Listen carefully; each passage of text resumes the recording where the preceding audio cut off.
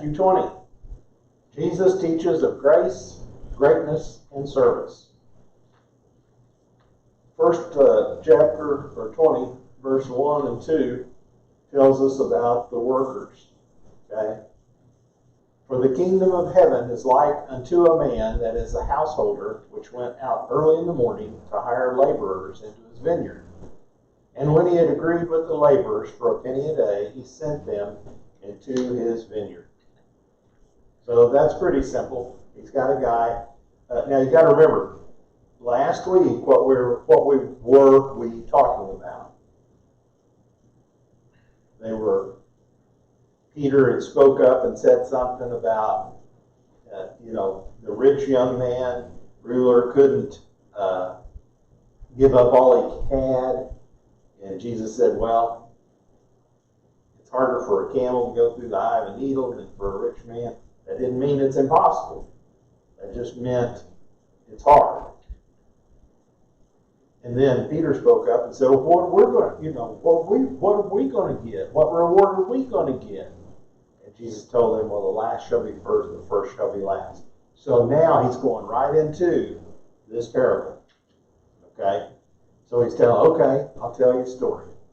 Except he didn't say that. But that's terrible. A penny a day. That's a penny a day for their term. A penny in our day would be terrible. A penny in their day was enough to feed you for a day. So wow. That's enough to have ham and cheese in the morning and a Big Mac at noon and of course they only ate twice a day, I think. They ate in the morning, then they ate at lunch, at dinner time.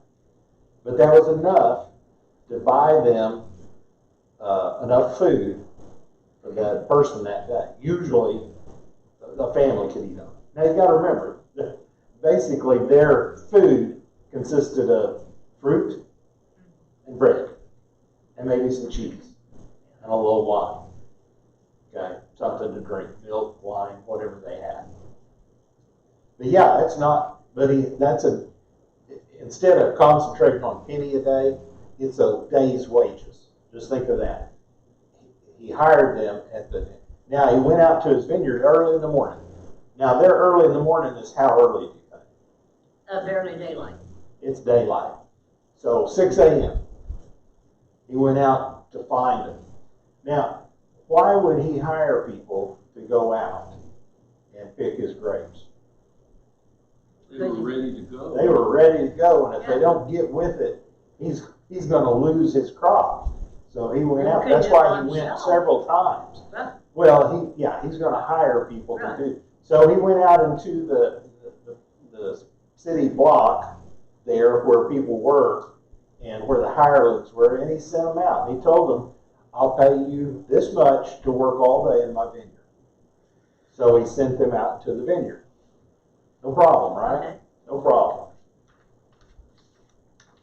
Verse 3, 4 through 7, Brother Epperson. And he went out about the third hour and saw others standing idle in the marketplace. He said unto them, go ye also into the vineyard, and whatsoever is right I will give you. And they went their way. And again he went out the 6th and 9th hour and did likewise. And about the 11th hour he went out and found others standing idle, and said unto them, why stand ye here all day idle? They said unto him, because no man had hired us.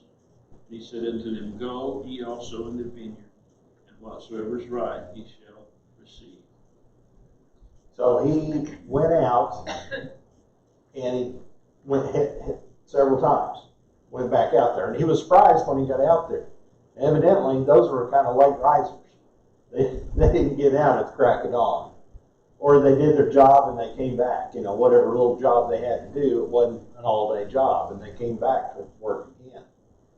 So he went about. So the third hour is about 9 o'clock.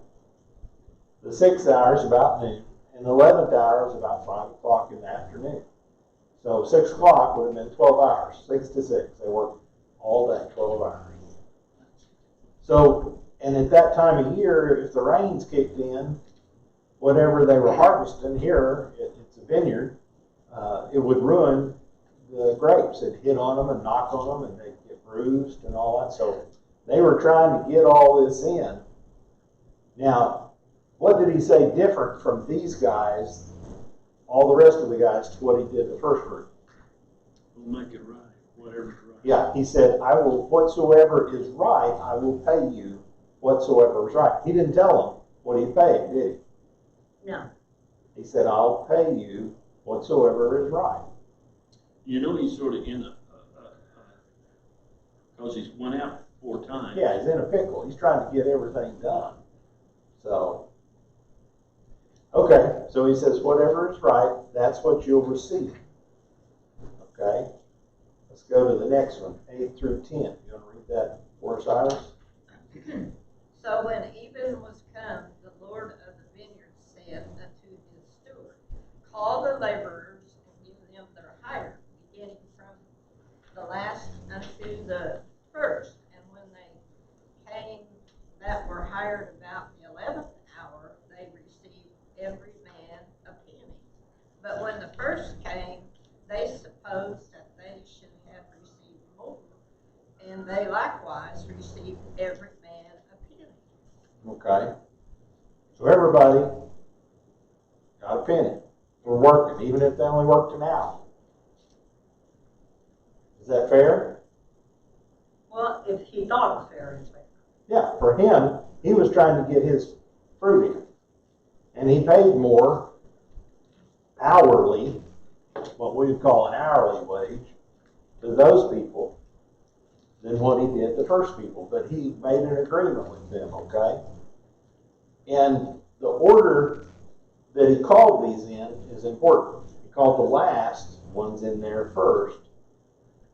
The parable, in this parable. That's what Jesus is trying to point out to them, the disciples, okay?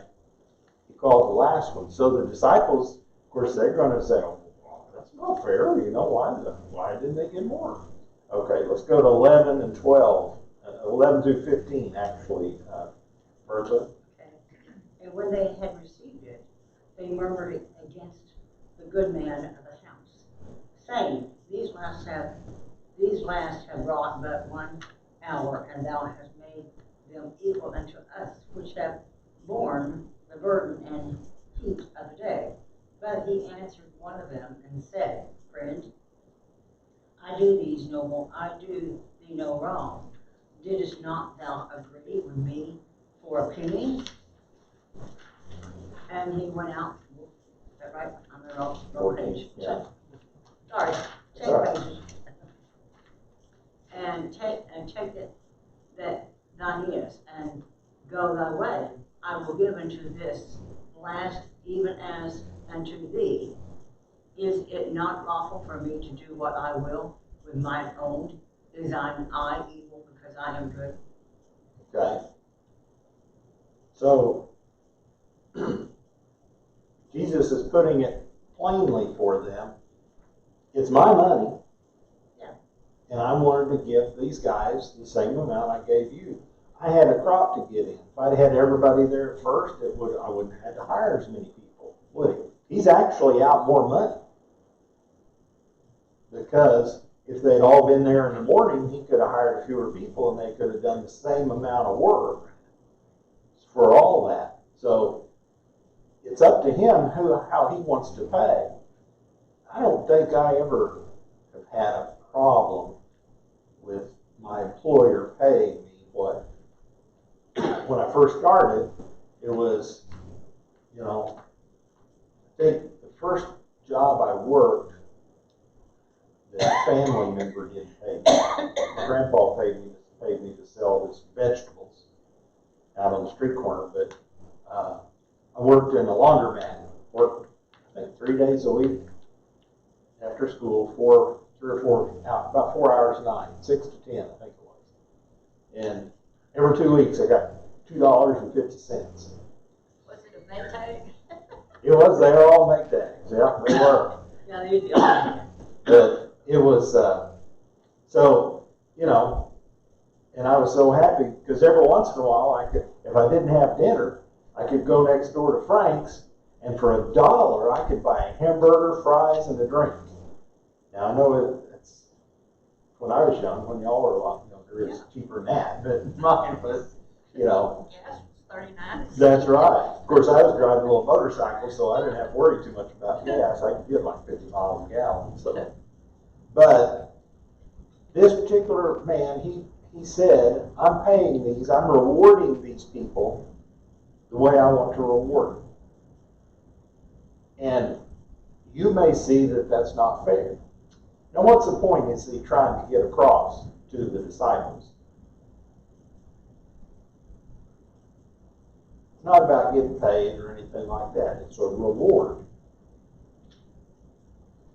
What he's trying to tell them, based on what the disciples asked before, well, what are we going to get? Because we've given all away. You know, we've given everything away. We're no family. We're just traveling around with you, all that. We ought to be able to get a good reward. And Jesus is basically telling them through this parable, everybody's going to receive the same reward. That's heaven. No Salvation. Now, when you get to heaven, there are going to be some additional awards. But the big award is get to heaven. That's the same thing. So that's what he's telling them, that you have to understand that it's my money, in his interpretation. I'm giving my life for you. If that's not good enough for you and you want to work hard. Now, what he's telling them is also, like we talked about last week, Jesus was talking in that area not only to the the Jews, but he had mentioned the Gentiles in there. So what he's trying to get the disciples set up for is there's going to be people coming after you that's different than you, that's going to get the same reward that you worked hard with. You're going to get trouble. You're going to have stuff, that you're going to be persecuted, all these things. Just think about the thief on the cross. How long did he have to serve God? 30 minutes. Yeah, 30 minutes, 3 hours, 2 or 3 hours. Not very long. They broke his legs and he died after, so long. He suffocated. And that's the whole story. If you bring that back to this story, this parable, back to that story, it doesn't matter how long you serve Christ. It's when you convert. You've got to convert. Okay? You've got to accept him. And no matter, each one of them is going to have a different route to go. Everybody's not the same. Okay? Because some people, they'll get saved when they're 70 years old, 80 years old, 90 years old. Some people will be saved when they're 10 years old, 5 years old, 6 years old, whatever, and serve the Lord all their life. Look what they've been missing. Huh? Look what they've been missing. Well, that's what we hear sometimes. People say that when they're 70, 80 years old. They're like, I could have been doing this all my life. I just wasted it away. But that's what Christ was trying to tell them, that what I have to give, it's mine to give, and I will give it to whom I want to give it to. Yeah, my choice. Yeah, and his choice was the way. You've got to follow it my way. Okay? They talked about, is thine eye evil because I am good? They were back in all. You ever heard somebody say you got an evil eye or stink eye? When they give you a stink eye, look Kind at of you. jealous thing. Yeah, kind of a jealous thing. And that's what these guys were. They were jealous. The ones that were worked all day were jealous. They were building up in their mind, oh, we're going to get about 5 pennies or 4 pennies. We're going to get a lot more because those guys at first. Well, he never promised them that, did he? He promised them a penny. I made you a contract and you accepted it. So the last part of this in 20 is, so the last shall be first and the first last, for many be called, but few chosen.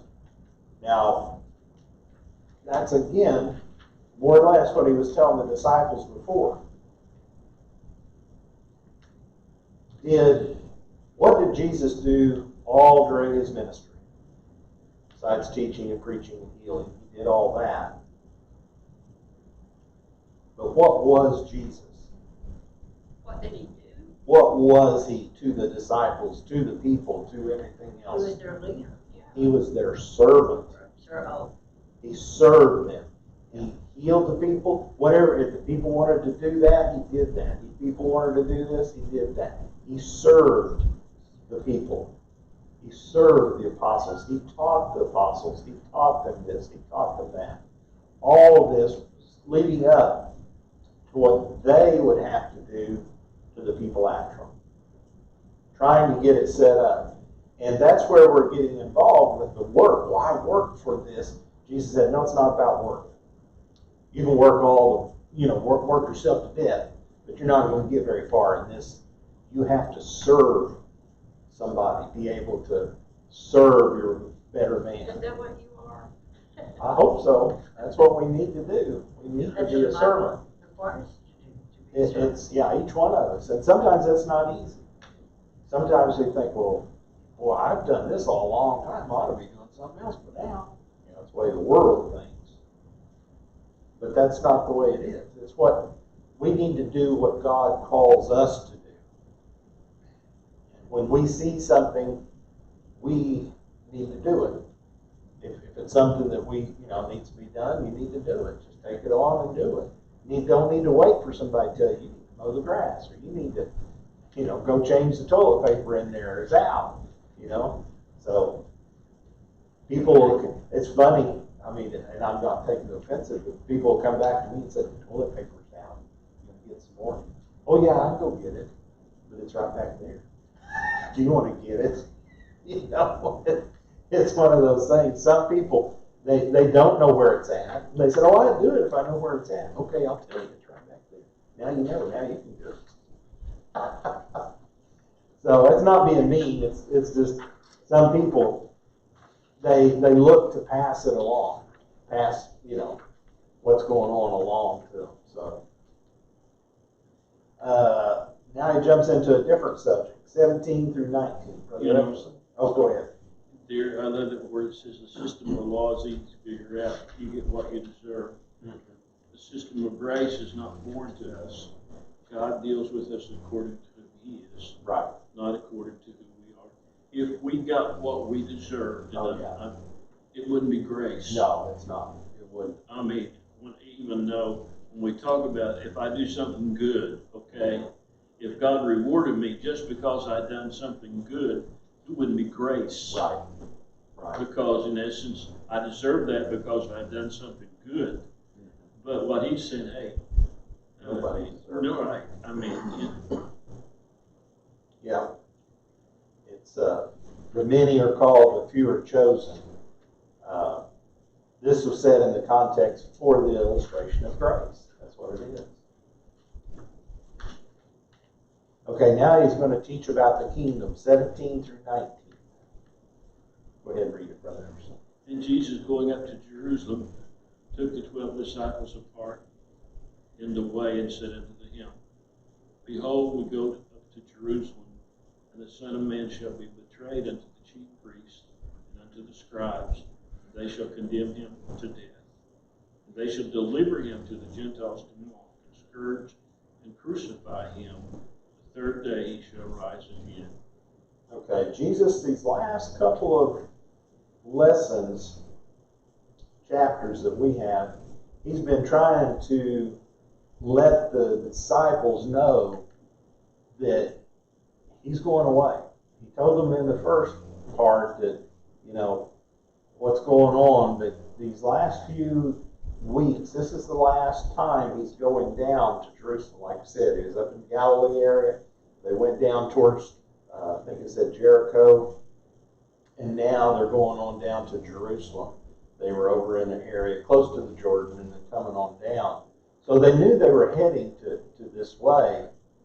He didn't have to tell them that they're going up to Jerusalem, but he told them because of going up there that I'm going to be betrayed into the priests, the chief priests and the scribes, and they shall condemn him to death. Now that may have been a little confusing because the priests, Sadducees and Sanhedrin, they couldn't issue the death penalty. Now, stoning and stuff like that, they could enforce that, but they didn't have power to say that it was going to happen. Usually they would bring out the subject or whatever it was that needed to be stoned, and they would just, report it to people would stone him right there. So he's going to be condemned to death. They'll deliver him to the Gentiles to mock, that's the Romans, scourge and to crucify him, and the third day he shall rise again. So he's telling his disciples this. What do you think the disciples did? Whoosh, it's just right over their head. They didn't get it. Oh, no. They what are you talking about? What's? Because we see that again here in a little bit, not in this chapter, but in the coming chapter. Almost, when I was looking at this, the disciples, I think, I like it. It's sort of like us today. We believe Jesus is coming soon, but do we really believe he's coming soon? Right. I mean, I know we don't want to get locked in and say, he's coming. Hey, I know that when you look in, I was talking to Cody, I think it was Cody, and those 6 million Jews that were killed during World War II. Don't you think they thought the end was coming real soon? Yeah. But they were in a nation back then. Right. And Israel, that the budding of the big, all the prophecies hadn't been fulfilled up until that time, but now they have. Not all of them, but all the important ones have been done. This is a good time to make sure we reread Revelation. Yeah, and Darla And talked study. about that, and maybe after our movie night, we'll start Revelations again. I just think it's a good idea at this time. Yeah, there's a lot of questions people don't have, and it's a little, the study that I'm going through now is David Jeremiah's, and it's a little less Bible. I'm going to have to get his Bible study. I just got his book. So it's more on his preaching, per se. It's not as many scriptures, but still, yeah. But all those people that are killed. Yeah. They said that if you would compare how many people Israel has with how many people the United States has, when you're comparing like 9/11, they would have killed 20,000 Americans on 9/11. That's the same proportionate amount. And there was only, 4,000 or something like that, 5,000, I don't know how many killed on 9/11. So that's why the people are upset. They only have, 5 million people, 6 million Jews there? I don't know how many Jews that they have in there, maybe 10 million? I think it's around 8. something like that. They've said, I 8 or just 9. haven't paid attention here in the last few days, because they have a lot of other people that's there too, not just the Jews. Well, also, even in Palestine, there are Christians. Yeah, there's Christians. We had Christian Arab that was our guide in Bethlehem, and then they had our bus driver was an Arab. Because usually on Shabbat everything's closed. It's Jewish. Well, the Arabs have their stores open because they don't have to do Shabbat. They have different times, I guess they know. Of course, a lot of them are secular. They're not really adhering to what all the rest of the Jews say. I mean, the Arabs. Correct me if I'm wrong, but doesn't the Bible say that Israel will not be defeated? Israel won't be defeated. That's right. I know there was a lot of people they already have. They're going to, yes, and in the end times, I think it refers back to there'll only be a third of the Jewish people left. In Israel? Yeah, wow. And of course, there's only going to be about a third of the people left in the world.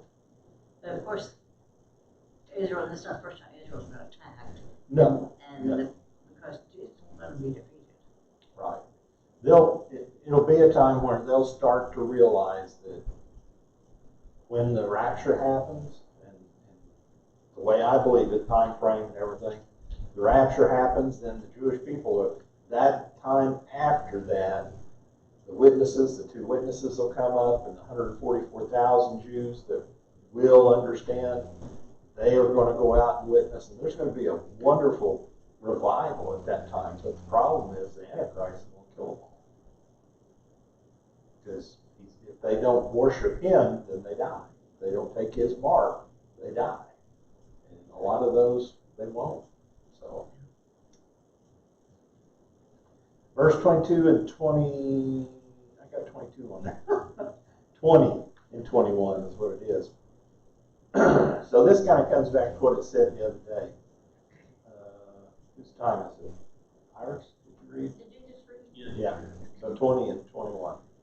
Then came to him the mother of Zebedee's children with her sons, worshiping him and desiring a certain thing of him.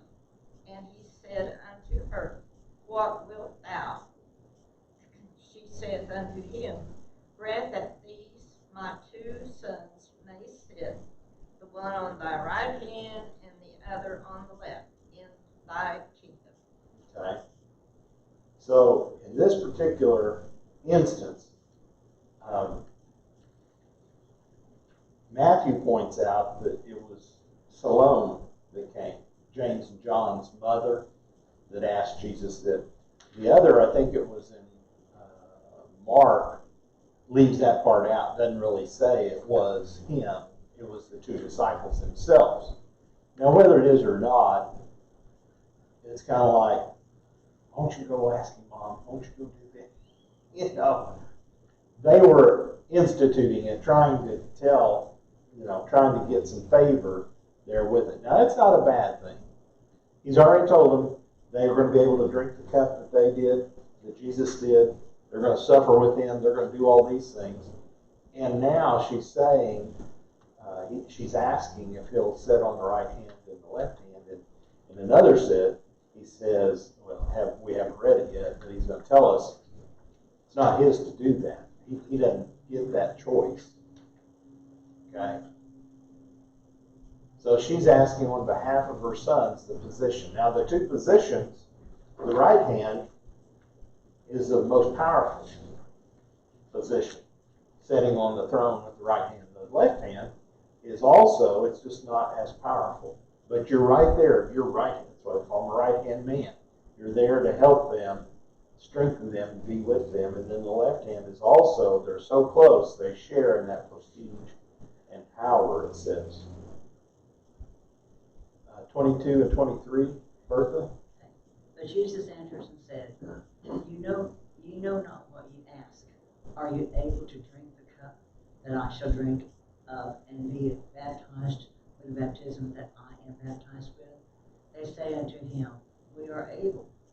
And he said unto them, Ye shall drink indeed of my cup, and be baptized with the baptism that I am baptized with. But to sit on my right hand and on my left is not mine to give, but it shall be given to them for whom it is prepared for of my Father.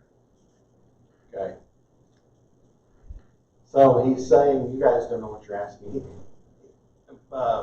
Salome, or John and James's mother, supposedly was asking it, but the boys were there. He said that they were there with him. So instead of answering her, he turns and he answers, says, but Jesus answered and said, You know not what you are asking. He's asking, telling James and John, you don't know, are you able to drink the cup that I'm going to drink, suffer with me and all that, and be baptized the way I'm going to be baptized? They said, yeah, we're going to. Here again, that's what he's telling them. You don't realize what you're saying yes to. Didn't think about it. James was the first martyr. James was the first one to die. John the Baptist first, of course, but then James was beheaded after John because Herod saw that people liked it when they beheaded John, so he went ahead and took James. But he said, that's not mine to give. This is showing, in this part, Jesus' humanity. He's giving to God. He's telling them God has a plan. And he can't give that. Now, he may know what that plan is. He does know it for himself. He does know it for himself, and he does know what's going on, that godly part of Jesus, but he's not. I can't tell you. That's not my part to give. So he let him down. He didn't let him down hard. He said, slap him upside the head. What are you thinking? No, he said, it's just not mine to give. I can't give that to you. And the answer, when they answered him, it's just like, oh yeah, we can do that. And they're like, no, you need to think about this a little bit before you answer. They didn't think about it. Yeah. You didn't think about this. They're just anxious to do it. Mm-hmm. They thought that they'd gone through anything, and they really hadn't gone through much yet. There'd been a little bit. Stay awake with him. That's right. A little later, they couldn't even stay awake with him an hour, Right. let alone, go through all that. But you got two different perspectives. Two brothers, James and John. James was the first to die, and then John didn't die until of old age. He's the only apostle or only disciple that didn't die, that he died of natural causes that we know of. Okay? He paid the price. He went through the suffering. One part says that he was actually boiled in oil, but survived. One of these said, top it says, a Roman coin was once found with a picture and an ox on it, and the ox was facing two things, an altar or a plow. And the scripture said, ready for either. That's the way they had to be. The disciples had to be. They had to be ready to be a sacrifice, or they had to be ready to work. One of those two. That's their choice. And that's what Jesus was trying to explain to them, trying to tell them, you're going to work, and then once your work is finished, you're going to be sacrificed. Because the people aren't going to like it. You're going against thousands of years of history, Jewish law, Jewish history, that the people can't get out of their system. The Pharisees and the Sadducees and all the Sanhedrin, they don't like it because they're losing power. They're losing. And they end up being jealous too. So. They were jealous. And another group, they were human, exactly right. Yeah. And another group that was human was the rest of the disciples. Yeah. When John and them asked him that, they said, and when the other 10 disciples heard it, they were moved with indignation against the two brethren, because Jesus called them unto him and said, ye know that the princes of the Gentiles exercise dominion over them, and that they are great, and they that are great exercise authority upon them. But it shall not be so among you, but whosoever will be great among you, let him be your minister. And whosoever will be chief among you, let him be your servant. Even as the Son of Man came not to be ministered unto, but to minister and to give his life a ransom for many. That's why I was saying, he came to be a servant. They were still holding on to maybe the fact that earthly kingdom. Right. That's what they were thinking. And I was thinking a while ago where Paul, there, he said, there, years later, okay, he said, I beseech you therefore, brother, by the mercy, that you present your body a living sacrifice. That's right. Wholly acceptable, which is your reasonable service. That's what God wants from us. In the middle of 12, it says, just as the Son of Man did not come to be served, but to serve. Real ministry is done for the benefit of those ministered to, not for the benefit of the minister. Many people are in the ministry for what they can receive.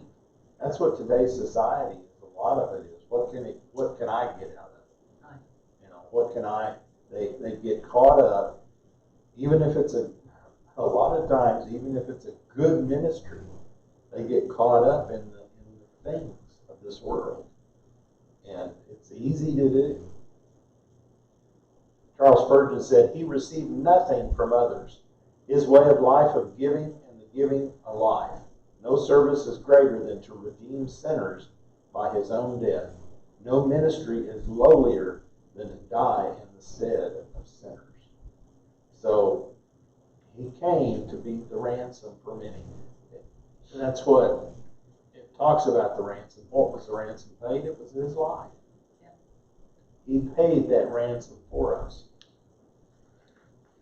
And it goes about and it says we were in bondage to sin. Paul tells us that we were ransomed off with it. He paid that ransom. It says ransom was most commonly used as the purchase price for freeing slaves.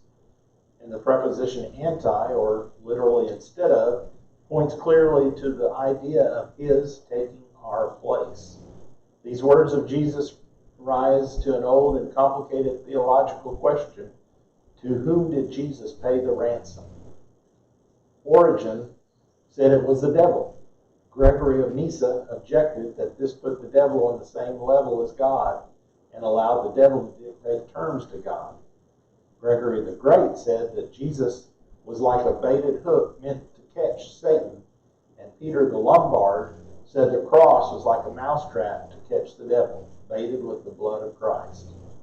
All of this takes a simple picture Jesus gave too far.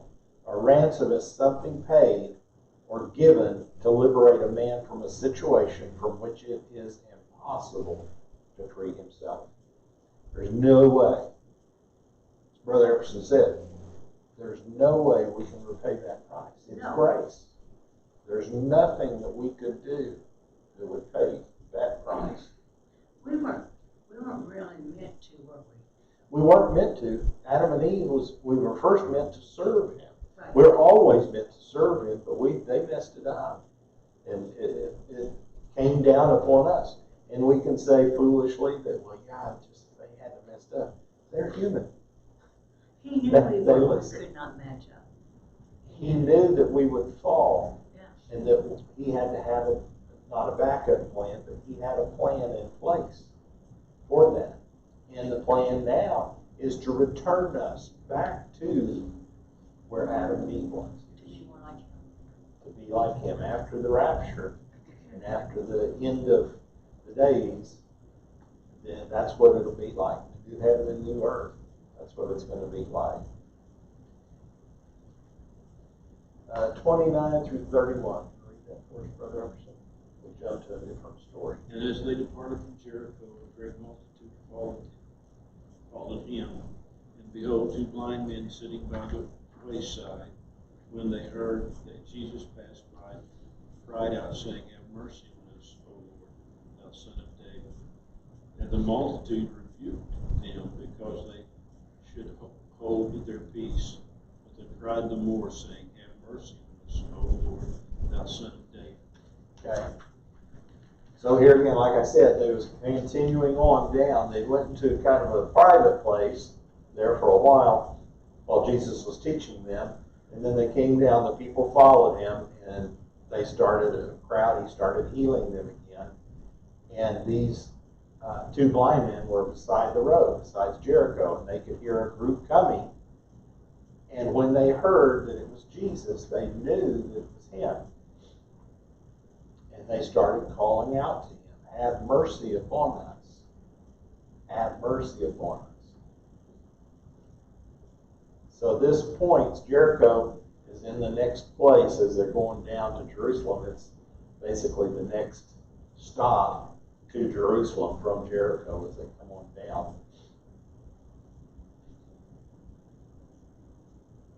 But the people said they cried out all the more. They were desperate to be healed because they couldn't very well, they could follow the crowd, but they couldn't follow them very fast. They'd trip, fall, all this stuff. So this would be their only opportunity, maybe. They heard that Jesus was coming by, so they kept crying out, even though they told them to be quiet. They kept crying out the more instead. I'll read the last. And Jesus stood and called unto them and said, What will ye that I should do unto you? And they say unto him, Lord, open our eyes, that our eyes may be opened. So Jesus had compassion on them, touched their eyes, and immediately their eyes received sight, and they followed him. So that he had, again, mercy. He was serving. They wanted something. He was serving those people. The people was crying out, don't, we're going to town. We're going this way. Don't stop and wait on these guys. But Jesus heard them. See, the first time, he may not even have heard them. But then they cried out the harder, and he heard them and stopped and asked them, what were they going to do? What did you want? Why do you think he asked them those questions? Every time he asked them, what do you want me to do for you?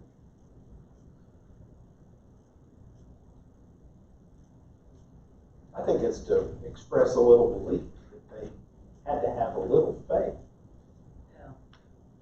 that he could do it. What do you want done? He asked the lame man, what do you want? I want to be able to walk. Do you want to be healed? He said yes. The man with the withered hand, he didn't ask him. He just told him to stretch forward. And he did, and it was healed. But a few people, he asked, what do you want of me, basically?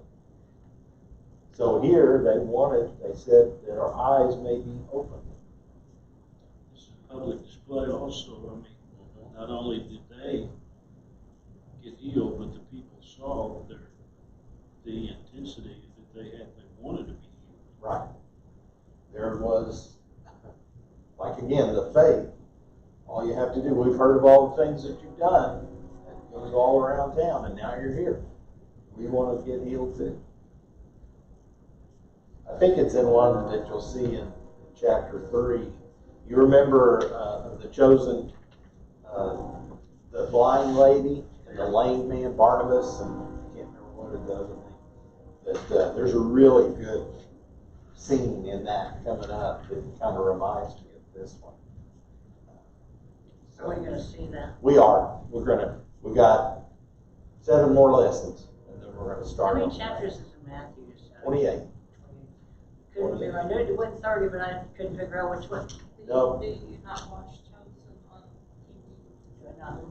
Watch Chosen on TV? It's on CW if you get the CW channel. So